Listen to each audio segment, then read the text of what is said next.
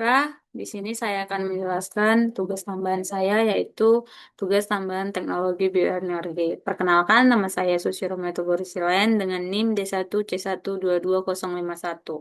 Sebelumnya yang saya hormati Bu Irnisa STP MSI sebagai dosen pengampu mata kuliah teknologi bioenergi. Baiklah, yang pertama itu saya akan menjelaskan pengertian tentang biogas. Biogas adalah gas yang dihasilkan dari limbah rumah tangga, kotoran hewan, kotoran manusia, sampah organik, dan sebagainya yang mengalami proses penguraian atau fermentasi bahan-bahan organik oleh bakteri-bakteri anaerob. Pengolahan limbah secara anaerobik akan menghasilkan biogas yang terdiri dari CO2 dan CH4. Bahan baku yang sering digunakan pada biogas itu yaitu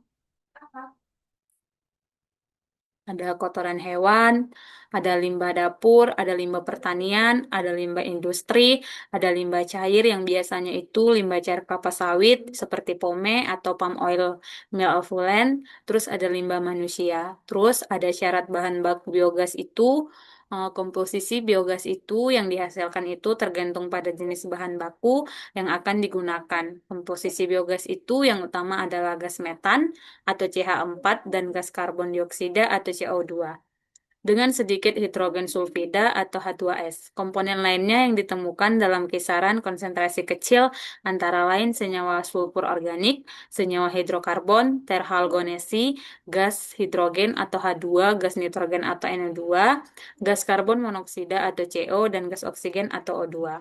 Contoh pembuatan biogas itu biasanya biogas dibuat dari limbah cair kelapa sawit atau pome. Faktor-faktor keberhasilan biogas itu yang pertama ada total solid atau TS. Total solid atau TS itu adalah kandungan padatan yang organik yang akan digunakan sebagai substrat dan proses anaerobik digester. Sehingga hasil total solid akan mempengaruhi jumlah gas produksi. Total solid atau TS pada digester itu yang baik itu berkisaran antara 2,9 hingga 3,6. Terus yang kedua itu ada suhu, di mana suhu itu substrat dapat berpengaruh meningkatkan produksi biogas dari limbah cair kelapa sawit. Hal tersebut didapatkan karena meningkatnya suhu substrat dan memacu reaksi kimia. Terus suhu yang baik pada digester itu berkisar 34 hingga 38 derajat Celcius, di mana metabolisme mikroba melambat, sedangkan suhu di atas dapat merusak protein dan komponen sel mikroorganisme sehingga menghambat proses fermentasi. Yang ketiga itu ada pH. Kondisi optimal fermentasi anaerob itu yang baik pada pengolahan biogas itu yaitu pH yang netral berkisar antara 7. Terus yang keempat itu ada COD atau Chemical Oxygen Demand, di mana COD yang tinggi menunjukkan banyaknya bahan organik yang dapat diuraikan menjadi biogas. Jumlah Chemical Oxygen Demand atau COD yang baik itu sebelum fermentasi memasuki 60.000 hingga 70.000. Terus parameter yang diamati pada biogas itu ada suhu, di mana standar nasional Indonesia untuk biogas itu nilai standarnya yaitu berkisar dari 30 derajat Celcius hingga 55 derajat Celcius, di mana mutu itu akan mengatur standar mutu biogas dengan mengatur tekanan yang tinggi. Terus yang kedua itu ada pH. Standar nasional Indonesia mengatakan bahwa pH yang baik pada biogas itu yaitu pH yang berasal pada optimal yang memiliki pH yang netral yaitu berkisar pada 6 hingga 7. Terus ada rasio karbon atau C terhadap nitrogen dalam biogas yang dikenal sebagai rasio C per N sangat penting untuk efisiensi produksi biogas. Rasio C per N itu untuk produksi biogas yang optimal itu berkisar dari 20:1 hingga 30:1. Terus di sini saya akan menjelaskan tentang biobriket, di mana yang pertama, briket arang adalah salah satu energi alternatif yang terbarukan yang bahan baku bisa dari limbah organik. Briket pada umumnya digunakan untuk manggang makanan ataupun daging. Briket memiliki banyak keunggulan seperti asapnya tipis, mudah dibawa kemana-mana, ramah lingkungan, dan pembuatannya tidak membutuhkan waktu yang lama menurut penelitian Almu dengan kawan-kawan 2014. Bahan baku yang digunakan pada pembuatan Biobriket itu yang pertama ada tempurung kelapa, yang kedua ada serbuk gergaji, yang ketiga ada bungkil, yang keempat ada sisa pengepresan atau biji-bijian. Syarat bahan baku beserta SNI kandungan yang ada di dalamnya. Yang pertama ada kadar air. Kadar air pada biobriket sebaiknya rendah, idealnya di bawah 8% sesuai dengan standar nasional Indonesia. Kadar air yang tinggi dapat menyebabkan kesulitan dalam penyalaan pembakaran yang tidak stabil dan penyimpanan yang kurang baik. Terus yang kedua ada kadar abu. Kadar abu pada biobriket itu sebaiknya juga rendah karena kadar abu yang tinggi dapat menimbulkan masalah pada pembuangan sisa pembakaran. Terus yang ketiga, ada kadar zat yang mudah menguap atau volatile matter. Kadar zat yang mudah menguap sebaiknya juga rendah karena zat ini dapat menyebabkan asap berlebih saat pembakaran. Terus yang keempat itu ada nilai kalor. Nilai kalor yang menunjukkan energi yang dihasilkan dari pembakaran biobriket. Semakin tinggi nilai kalor, maka semakin baik kualitas biobriket yang dihasilkan. Yang kelima, ada kadar karbon yang terikat. Kadar karbon yang terikat, kandungan yang terikat mudah menguap. Semakin tinggi kadar karbon, maka akan semakin baik juga kualitas biobriket karena dapat menghasilkan panas yang lebih stabil.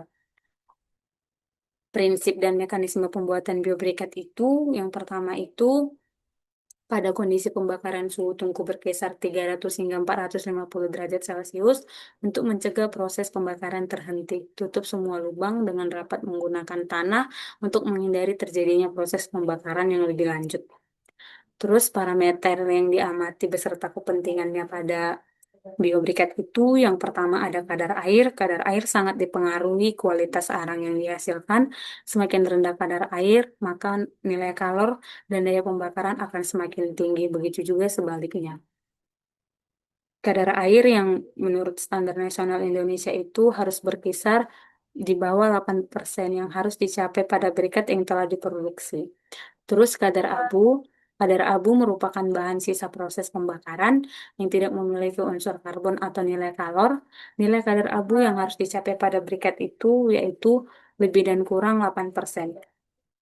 Kadar zat yang mudah menguap dalam pembakaran briket, arang tempurung kelapa diharapkan kadar zat mudah menguap rendah untuk menghasilkan arang yang lebih stabil dan memiliki kualitas bahan bakar yang lebih baik. Standar yang zat menguap itu yaitu lebih kecil dari 15%. Kadar karbon terikat itu karbon yang terikat dalam briket tempurung kelapa bersifat stabil dan tidak mudah melepas sehingga dapat digunakan sebagai bahan bakar yang lebih ramah lingkungan. Standar karbon terikat itu yaitu lebih kecil dari 77. Nilai kalor adalah jumlah salah satu panas yang dihasilkan persatu dari proses pembakaran cukup satu bahan mudah terbakar yaitu standar nasional Indonesia-nya itu lebih kecil dari 5.000.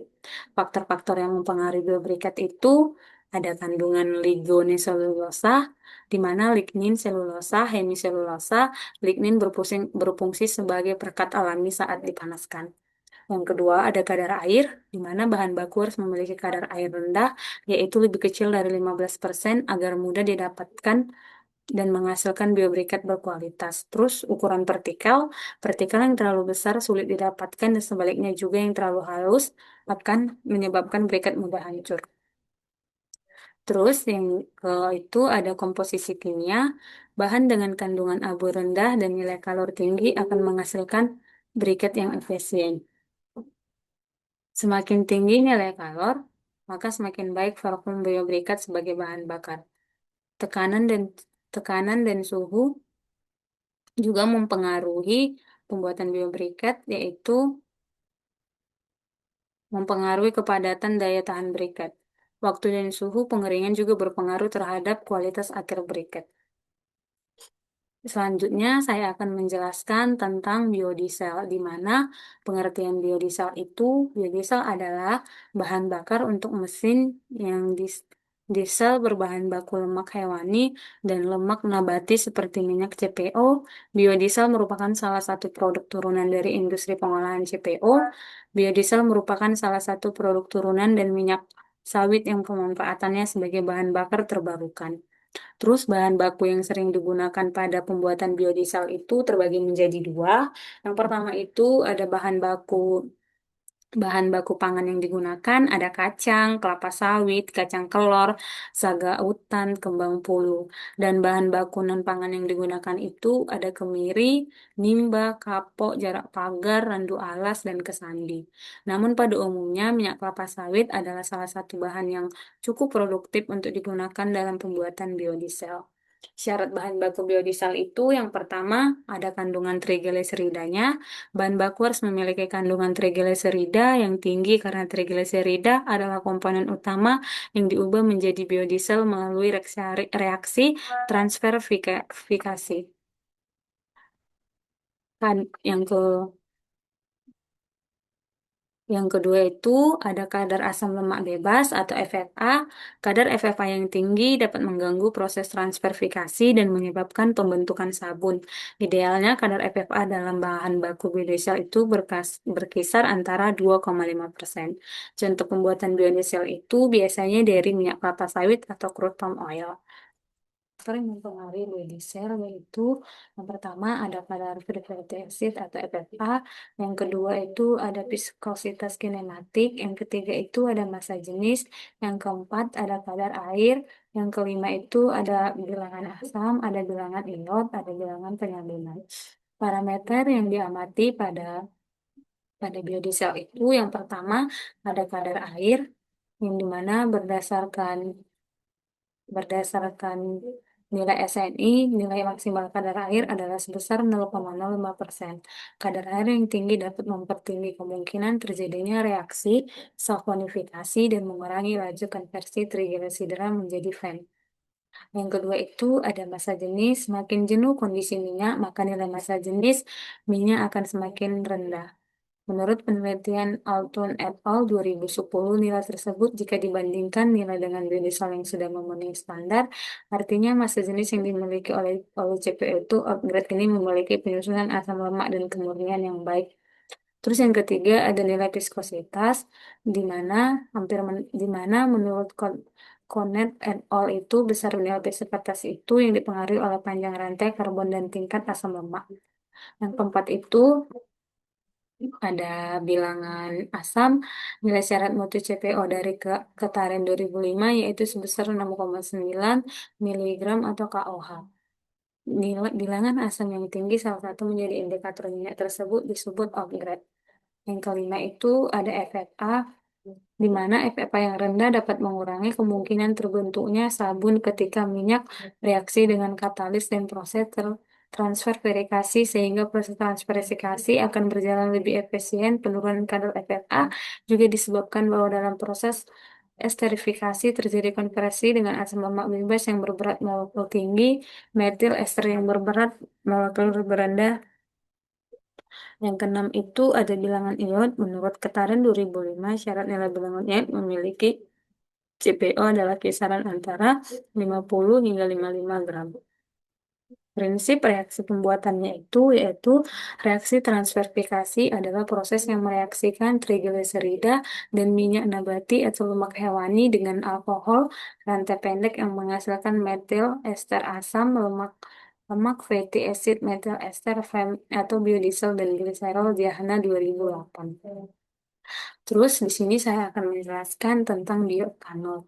Yang pertama itu pengertian bioetanol. Bioetanol adalah sebuah terminologi untuk etanol yang dibuat dari proses alamiah. Dalam hal ini, bioetanol adalah etanol yang dibuat dari bahan baku nabati. Bioetanol berwujud cairan tak berwarna yang dapat digunakan sebagai bahan bakar, sebagai pengganti bahan bakar fosil.